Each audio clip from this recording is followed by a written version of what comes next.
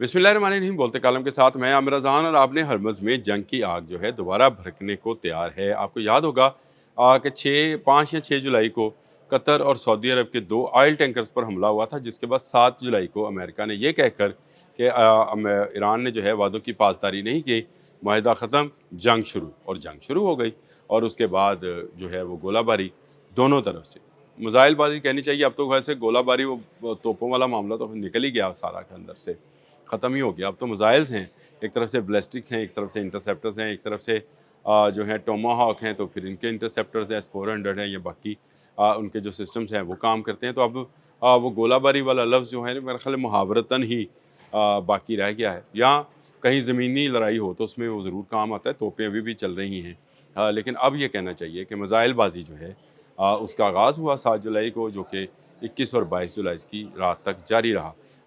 ये जंग जो थी ये दूसरा मरहला था जंग का, और इसमें जो है ये कह कर के 2 जहाज़ों पर हमला किया था, अमान की साहल के करीब थे, इसलिए ये जंग शुरू की जा रही है। और अब दोबारा जब मैंने आपसे ये बात कही कि जंग के बादल एक मरतबा फिर मंडलाने लगे हैं, एक मरतबा फिर आपने हरमज़ में जंग शुरू होने वाली है, तो उसकी बड़ी वजह ये है कि मुत्तहिदा अरब अमारात के जो सरकारी जहाज़ है तेल बरदार, उस पर मिसाइल हमला हुआ है। जी हाँ, ये इस वक्त जो है मिडल ईस्ट के तमाम अखबारात क्या बाकी दुनिया के अखबारात में भी ये स्टोरी जो है उसको शाया किया गया है।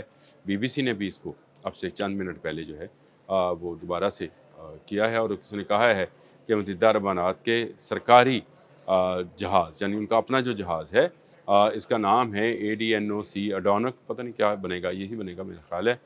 इसका नाम, उस पर हमला हुआ है और उस पर मिसाइल लगा है, और इसको पायरेसी या डकैती या कज़ाकी, जो कि समुद्री डाकुओं के लिए लफ्ज़ इस्तेमाल किया जाता है, मुत्तहिदा अरब अमारात ने इसको बहरी कज़ाकी का नाम दिया है। उनकी वज़ारत दिफ़ा ने बाकायदा एक ट्वीट की सूरत में जो है, या एक्स की सूरत में, एक्स पैगाम की सूरत में इसको शाया भी किया है कि हमारे जहाज़ पर हमला हुआ है और हम इस पर जवाब देने का जो है हक़ महफूज रखते हैं।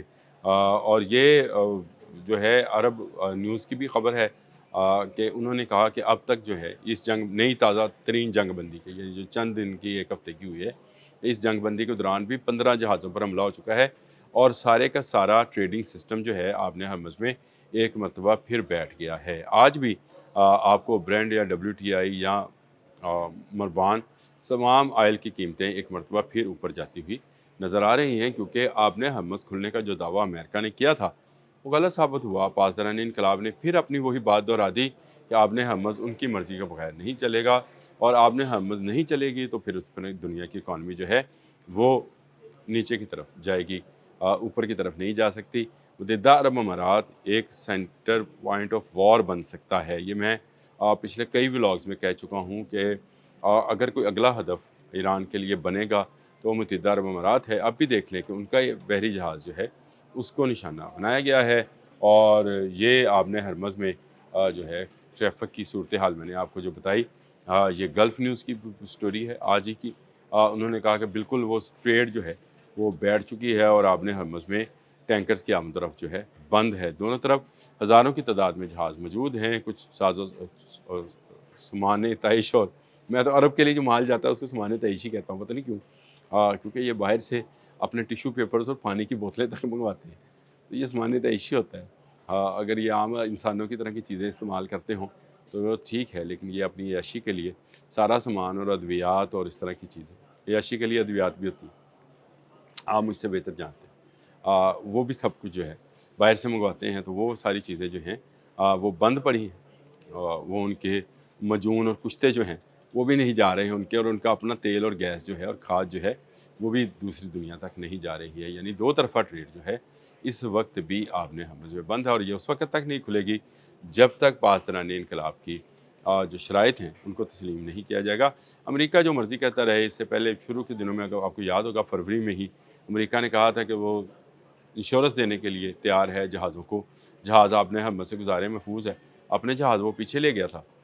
जब उस पर 1100 मिसाइल, वो कह रहा है 1100 मिसाइल और ड्रोन्स, डोनाल्ड ट्रंप का बयान आया था, अब्राहम लिंकन की तरफ लपक रहे थे, तो उस वक्त वो अपने जहाज़ तो भगा के ले गया, लेकिन लोगों को कह रहा था कि इंश्योरेंस है, निकल जाओ निकल जाओ। दूसरा अमन का जो पहला फ़ेज़ अमन का शुरू हुआ था, उसमें फिर 2 जहाज़ गुज़ारने की कोशिश की जिन पर حملہ ہوا تھا اور اب ایک جہاز پر مزید حملہ ہو گیا، لیکن عرب نیوز جو گلف نیوز تو یہ کہہ رہا ہے کہ یہ حملے جو ہیں یہ 15 کے قریب ہیں، یعنی 15 مختلف جہازوں پر حملے ہیں۔ ایک طرف آپ نے ہرمز میں یہ والی آگ ہے، دوسری طرف باب المندب میں بھی جہاز رانی جو ہے وہ کوئی آسان نہیں رہی ہے، کیونکہ وہاں حوثیز جو ہیں وہ حملے کر رہے ہیں۔ اس طرف سے ایران آپ نے ہرمز کو بند کیے بیٹھا ہے، تو دنیا کی ٹریڈ اس وقت ڈسٹرب ہے۔